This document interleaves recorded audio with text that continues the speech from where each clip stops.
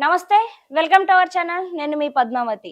మాజీ ఎమ్మెల్యే వల్లభనేని వంశీ అరెస్ట్‌పై మరో కొన్ని కోణాలు బయటకు రావడం అయితే జరుగుతుంది. అసలు వల్లభనేని వంశీని అసలు ఏ కోణంతో అరెస్ట్ చేశారనే పాయింట్ దగ్గర మొదలుపెడితే, అతను చేసిన తప్పులకి ఎటువంటి శిక్షలు పడతాయి అనే దాకా కూడా వెళ్తుంది.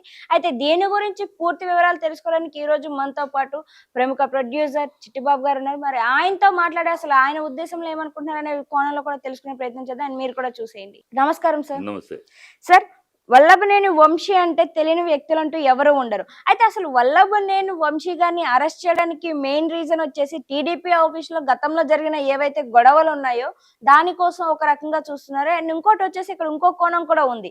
అది ఏమిటి అంటే ఎవరైతే ఆ రోజు టీడీపీ ఆఫీస్‌లో ఎళ్లి అక్కడ ధ్వంసం చేయడం కావచ్చు, ఆళ్ళపై దుర్భాషలు మాట్లాడడం కావచ్చు చేసిన వ్యక్తుల్లో ఈయన కూడా ఉన్నారు. ఈయన్ని ప్రత్యక్షంగా అక్కడ చూసిన ఒక వ్యక్తి ఎవరైతే ఉన్నారో అతను కంప్లెయింట్ ఇవ్వడం జరిగింది. మరి తన్ని మళ్ళీ ఇతను వెళ్లి బెదిరించి బ్లాక్‌మెయిల్ చేసి నీ ఫ్యామిలీని మేము చంపేస్తాం అన్నట్టుగా బెదిరించారు. అందుకనే ఇప్పుడు ఆయన కోసం ప్రొటెక్షన్ తప్పు మాటలమ్మా. హ్మ్. బెదిరించారు. మీకు దగ్గర ఆధారాలు ఉన్నాయా? హ్మ్. బెదిరించారని వాళ్ళు అంటున్నారు. అవును. అంటున్నారు అనండి. మీరు మీరు జర్నలిస్టులుగా మీరు కన్ఫర్మ్ చేయొద్దు. బెదిరించారు ఎవరైనా చూసారా? మీ దగ్గర ఆధారాలు ఉన్నాయా? మా దగ్గర లేకపోవచ్చు కానీ ఉన్నాయి కదా. ఉన్నాయని వాళ్ళు అన్నారు. చూపించారు ఇంతవరకు ఏదైనా ఆధారం? మరి మీరు ఎలా కన్ఫర్మ్ చేసి మాట్లాడతారు? అది వాళ్ళు అంటున్నారు అనండి. టీడీపీ నాయకులు అంటున్నారు అనండి. అంతేగాని బెదిరించారు అని మీరు కన్ఫర్మ్ చేయకండి. మాటలో తేడా వస్తుంది.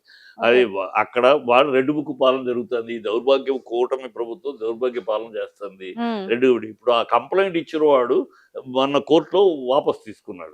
ఏది మ్యాజిస్ట్రేట్ ముందు నాకు దీనికి సంబంధం లేదు, నన్ను బలవంతంగా సాక్ష్యం కోసం పిలిచి సంతకం పెట్టించుకున్నారు, తీరా చూస్తే దాంట్లో ఏమేమో రాశారు, నాకు సంబంధం లేదు, నేను వాపస్ తీసుకుంటాను కంప్లైంట్ అని అతను కోర్టులో మ్యాజిస్ట్రేట్ ముందు చెప్పాడు.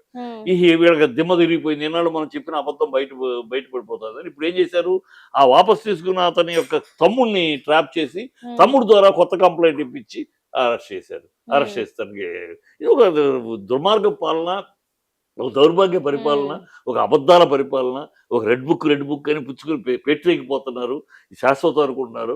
ఈ ఒకటా రెండు అబద్ధాల మీద అధికారంలోకి వచ్చారు. ఇవాళ పవన్ కళ్యాణ్ దామ్ దూమ్ చకార్ జుట్లు ఎగరేసుకుని విమర్శగా మాట్లాడాడు. ఏంటి గొంతెత్తడే అమ్మాయిలు కిడ్నాపులు జరుగుతున్నాయి, పిఠాపురంలో జరుగుతున్నాయి, ఇక్కడ జరుగుతున్నాయి, ఎక్కడ జరుగుతున్నా ఏమి నోరు ఇప్పుడే 32,000 అమ్మాయిలు మిస్ అయిపోయారు, నా రక్తం ఉడికిపోతుంది అన్నాడు. అది పచ్చి అబద్ధం అని పార్లమెంట్లో చెప్పారు. అది అబద్ధం. 32,000 మంది మిస్ అవ్వడం లేనే లేదు అని పచ్చి అబద్ధం. అది ఎలక్షన్ కోసం వాడిందని ఎవరో కాదు, బండి సంజయ్, మిత్రపక్షమైన బండి సంజయ్ బీజేపీ నాయకుడే చెప్పాడు. పార్లమెంట్లో క్షమాపణ కూడా చెప్పడే. ఇవన్నీ పచ్చి అబద్ధాలతోటి అధికారంలోకి వచ్చారు, పచ్చి డ్రామాలతోటి అధికారంలో వచ్చారు. ఇప్పుడు స్పెషల్ స్టేటస్ కోసం అన్నారు. ఇక్కడ ఏది ఒక్కటి కాకపోతే ఒకటి ఈ డైవర్షన్లో ఈయనేమో ఆరడుగుల బుల్లెట్ చించేస్తాడు, పొడి చేస్తాడు, బుల్లెట్ చూసుకున్నది. ఇప్పుడు వాళ్ళకి కనపడ్డు, మాట్లాడు, ఏం జరిగినా నోరెప్పడో గబుక్కులు లెగుస్తాడు. గబుక్కులు లేచి వచ్చి 10 ఏళ్ళు చంద్రబాబు ముఖ్యమంత్రి అంటాడు. 10 రోజుల తర్వాత మళ్ళీ మేలుకుని నేను సనాతన అంటాడు. ఒకప్పుడు మళ్ళీ నేను క్రిస్టియన్ అంటాడు. ఏం మాట్లాడుతాడో తెలియదు. ఆయన అట్లాగు ఈ చంద్రబాబు ఏమో కేవలం ప్రజలను మభ్యపెట్టడానికి ఎంత మభ్యపెట్టాలి, ఎలా మభ్యపెట్టాలి, మన చెప్పిన అబద్ధాలని ప్రజలు గుర్తుంచుకోండి, ఏం చేయాలి, డైవర్షన్ పాలిటిక్స్ ఆయన చేస్తూ ఉంటాడు. ఈ మధ్యలో లోకేష్ ఒక రెడ్ బుక్ ఎర్ర బుక్ అని చెప్పి కూర్చున్నాడు. ఇది పాలన. వీళ్ళు కక్ష సాధింపు తప్పితే ప్రజలను డైవర్ట్ చేయడానికి ప్రజలు ఎక్కడికి వెళ్ళినా తెలుగుదేశం వాళ్ళు నిలదీస్తున్నారు, ఈ కూటమి నిలదీస్తున్నారు, పవన్ కళ్యాణ్ నిలదీస్తున్నారు. ఏది మీరు మీకు మీకు మీకు నీకు ఎంతమంది ఉంటుంది? 15,000 ఎక్కడా? 18 ఏళ్ళు దాటిన వాళ్ళకి 1,500 ఎక్కడా? ఉద్యోగం లేని వాళ్ళకి రైతులు రుణమాఫీ ఎక్కడా?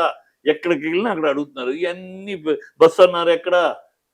గ్యాస్ అన్నారు ఎక్కడా? అన్ని పచ్చి అబద్ధాలు మాట్లాడి వచ్చారు. ఎక్కడికి వెళ్తే అక్కడ నిలదీస్తున్నారు. ఈ నిలదీతని ప్రజల యొక్క ఆగ్రహాన్ని నుంచి తప్పించుకోవడానికి ఇక వాడిని అరెస్ట్ చేస్తున్నాం, వీళ్ళు అరెస్ట్ చేస్తున్నాం, అది చేస్తున్నాం దౌర్భాగ్యపు డ్రామా తప్పితే ఏంటి అరెస్ట్ చేసేది? అరెస్ట్ చేసి ఏం చేస్తారు? ఎంతమందిని అరెస్ట్ చేస్తారు? ఇప్పటికే చాలా చేస్తున్నారు. కార్యకర్తలను ఎవరు పడితే వాళ్ళని బెదిరించి ఎన్నాళ్ళు పరిపాలిస్తారు? ఇట్లాగూ ఎన్నాళ్ళు పరిపాలిస్తారు? ఇప్పుడు ఒక్క చోట బై ఎలక్షన్ వస్తే నామరూపాలు ఉండవు. ఈ కూటమి ఎక్కడైనా బై ఎలక్షన్ వస్తే నామరూపాలు ఉండవు. అంత ఆగ్రహంతో ఉన్నారు ప్రజలు. ఎంత మోసపోయాం, ఎంత అబద్ధాలు వీళ్ళు నమ్మేము, ఈ అబద్ధాలు నమ్మి మోసపోయామని ప్రజలు శాపనార్థాలు పెడుతున్నారు. అక్కడ నుంచి తప్పించుకోవడానికి ఈ డైవర్షన్ పాలిటిక్స్ తప్పితే ఇలా ఇది ఎంత ఒక దౌర్భాగ్య పరిపాలన, దుర్మార్గ పరిపాలన, దుష్టభూయిష్టమైన పరిపాలన, అబద్ధాల ఆరబోత పరిపాలన, అసహ్యమైన జిగుత్సాకరమైన నీచ నికృష్ట భ్రష్ట పరిపాలన జరుగుతుంది ఆంధ్ర రాష్ట్రంలో ఈ కూటమి ప్రభుత్వంలో. సార్ ఇంకోటి వచ్చేసి మరి టీడీపీ నేత బొద్ద వెంకన్న గారు అంటున్నారు వీళ్ళు చేసిన పాపం అనేది పండింది, అందుకనే వీళ్ళు జైలుకి వెళ్ళారు, తిరిగి బయటికి రారు, ఒకవేళ బయటకు వస్తే అందరికీ హానికరము, అయితే వీళ్ళతో పాటు ఇంకా వెళ్లాల్సిన వాళ్ళు ఉన్నారు అంటూ కొంతమంది పేర్లు కూడా వెల్లడించారు. కొడాలి నాని, పల్లి శ్రీనివాస్ ఇలాంటి మరి కొంతమంది పేర్లను అయితే ఇతను జోడించి చెప్తున్నారు హాస్యంగా. సో దీనిపైన మీ ఒపీనియన్? అలాగే ఇప్పుడు ఒళ్ళు బలిసి ఒళ్ళు అహంకారంలో ఉన్నప్పుడు ఇలాంటి మాటలు వస్తూ ఉంటాయి. అహంకారంలో ఉన్నారు వాళ్ళు. ఏదో కూటమి ఒకళ్ళ లెక్కలు ఒకళ్ళ కాళ్ళు ఒకళ్ళు పట్టుకుని ఒకళ్ళ చేతులు ఒకళ్ళు పట్టుకుని ఏదో మొత్తానికి అధికారం వచ్చేసారు. ఒంటరిగా నుంచుంటే వీళ్ళు అడ్రస్ లేకుండా పోయేవారు. ఏదో కలిసి కొట్టుకుని అవి వాళ్ళ కాళ్ళు వీళ్ళ కాళ్ళు ఒకళ్ళ కాళ్ళు ఒకళ్ళు పట్టుకున్నారు, ఒకళ్ళ కాళ్ళు ఒకళ్ళు పిసుకున్నారు, మొత్తానికి వచ్చేసారు అధికారంలోకి. ఆ అహంకారం ఏదో ప్రజలు కోరుకుంటే రాలా. పర్ముటేషన్ కాంబినేషన్ లో ఒక లెక్కలో మీరు వచ్చారు అంతే. అది తెలుసుకోకుండా ఏదో చించేసాం పొడిచేసాం అనుకుంటున్నారు. అహంకారంతో మాట్లాడుతున్నారు, అహంభావంతో మాట్లాడుతున్నారు. అలా మాట్లాడేటప్పుడు ఇలాంటి మాటలే వస్తాయి, శాశ్వతం కాదు. ఇలాగ మాట్లాడే 14 నుంచి 19 దాకా ఇలాంటి అబద్ధాలు మాట్లాడే జనాలు కూర్చోబెట్టారు. మళ్ళీ ఇప్పుడు రేపు కూర్చోబెడతారు. ఈసారి కూర్చుంటే మళ్ళీ లేగవరు. ఒకసారి నమ్మారు, మోసపోయారు పోయినసారి 14లో. అయినా మళ్ళీ నమ్మారు, అయినా మోసపోయి సరే చూద్దాం మళ్ళీ అని నమ్మారు. ఈసారి కూడా ఈ మోసం చేస్తున్నారంటే ఈ మనుషులు ఇంతే, వీళ్ళ నైజం అంతే. వీళ్ళు కుక్క మరుగును, పిల్లి మేమనును, నక్క ఓడబెట్టును, ఈ కూటమి మోసం చెయ్యను, ఈ సహజ లక్షణాలు అని ప్రజలు గుర్తించేశారు. సార్ అంబటి రాంబాబు గారు కూడా మరి అరెస్ట్ అవ్వడానికి అవకాశాలు ఉన్నాయి అంటున్నారు, ఇది నిజమే అంటారా? అంబటి రాంబాబు, పేరు నాని వీళ్ళకి వేరే పనిపాటు ప్రజల్ని డైవర్ట్ చేయడానికేమ్మా. ప్రజల్ని ఇప్పుడు చూడు, అది జీపటి కదా ఈ మాట్లాడతాం, నువ్వు అడిగావా? 9 నెలలు అయింది. ఎక్కడ 6 హామీల గురించి ఏ జర్నలిస్టులను అడుగుతున్నారు? వాళ్ళని ఫ్రీ అన్నారు, అడుగుతున్నారా? ఏం అడగట్లా. లడ్డు అని ఒకసారి, విజయసాయి రెడ్డి అని ఒకసారి, ఇంకో గడిది గుడ్డు అని ఇంకోసారి. ఇది తప్పితే ఒక ఆడపిల్లల గురించి ఆ కేసు, ఆ సోహాని అమ్మాయి కేసు ఆవేశంలో మాట్లాడినప్పుడు పవన్ కళ్యాణ్, ఇప్పుడు అసలు దాని గురించి మాట్లాడు. అమ్మ ఆ కేసు వెనకబడిపోయింది, అప్పుడేమో రాగానే మేము చించేస్తా పొడుస్తాను. ఆడపిల్లలకు అన్యాయం జరుగుతూ ఉంటే కూడా నోరెత్తకుండా నోరు మెదపలేని దౌర్భాగ్య స్థితిలో ఉన్నారు ఈ ప్రభుత్వం.